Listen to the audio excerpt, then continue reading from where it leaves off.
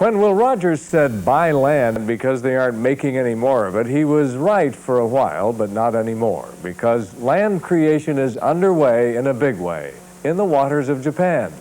The story from Gary Tegler.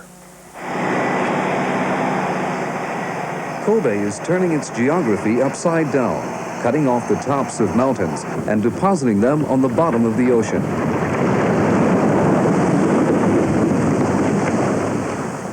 The city is constructing artificial islands, the largest in the world, as its answer to the need for more space.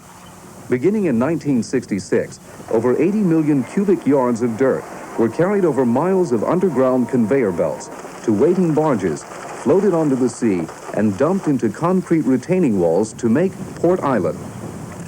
Some 20,000 people now call this 1,000-acre reclaimed patch of ocean home.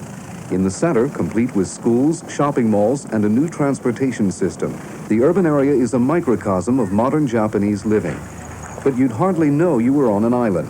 Surrounding the city on three sides are sprawling cargo terminals, warehouses, and docks, integral parts of a booming port industry. Back in the mountains, Kobe now has more level land on which to put houses, office buildings, and recreational facilities. The technology for making man-made islands was new in the 1960s. 2 decades later, the island has developed a problem. It's sinking. Residents are aware of gaps and cracks that have formed at the bases of several buildings. But the foundations of most structures go down well below sea level, so developers claim there is little danger of buildings leaning or toppling. The cost of land in Japan has skyrocketed over the past decade. Artificial islands, according to Takeshi Tsuji, Director General of the Kobe City Development Bureau, have become rather profitable undertakings. 事業費がですね、1500億円。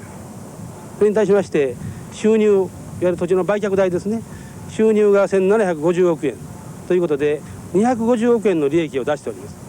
でそれのみならずですね、税金面でもですね、120億円そこから税収が上がってくるというようなことです。The success of Port Island and fierce competition from other ports prompted city officials to build an even larger island next door. Rokko Island will provide homes for 30,000 more people. Also lined with wharves and shipberths, the island will nearly double Kobe Port's capacity. This time, harder materials were used to combat the problem of sinking. In neighboring Osaka Bay, another large island is underway. This will be the site of the Kansai International Airport, the region's first 24-hour facility. Airports on islands have one distinct advantage. We are not going to repeat the environmental problem we experienced in current Osaka International Airport, namely noise pollution. By building the airport off 5 kilometers off the shore, we are not going to have any noise problem at all.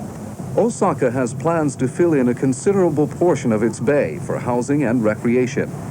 In one plan, appropriately called the Phoenix Project, the land will literally rise from the ashes of incinerated garbage, collected from 150 nearby cities to supply the fill material.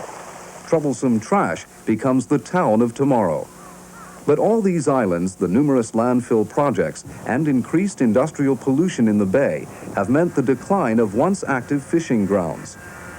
10年前から比べてやっぱり半分ぐらい減っとるから。 Fishermen protested. To date, the various fishing associations have been promised over $400 million in compensation. There are many areas which are stagnant water. That means the water essentially doesn't move around. It loses its oxygen. The bottom fills up with sludge, and it essentially becomes a dead environment. Japan seems bent on swapping ocean for land.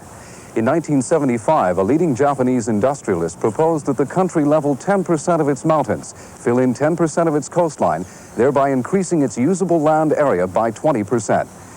Gary Tegler for World Monitor in Kobe, Japan.